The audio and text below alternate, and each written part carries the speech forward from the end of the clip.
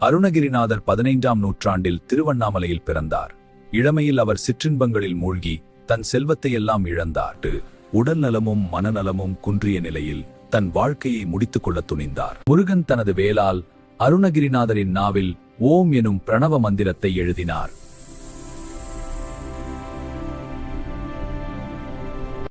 அவருக்கு பாடும் திறனை அளித்து முத்தைத்தரு பத்தி திருநகை என்ற முதல் அடியை எடுத்துக் கொடுத்தார். மன்னா, அருணகிரிநாதரின் புகழைக் கண்டு நான் பொறாமை கொண்டுள்ளேன். நான் அவருக்கு சவால் விடுக்கிறேன். ஆயனன் இந்த சவாலை ஏற்கொள்கிறேன். இது என் மந்திர பலத்தை நிரூபிக்கும் சந்தர்ப்பம். அவர் தனது உடலை திருவண்ணாமலை கோபுரத்தின் ஒரு பகுதியில் கிடத்திவிட்டு உயிர் மாற்றும் கலை மூலம் ஒரு கிளியின் உடலில் புகுந்து விண்ணுலகம் சென்றார். தேவலோகத்திலிருந்து பாரிஜாத மலரை கொண்டு வர அருணகிரிநாதர் சென்றார்.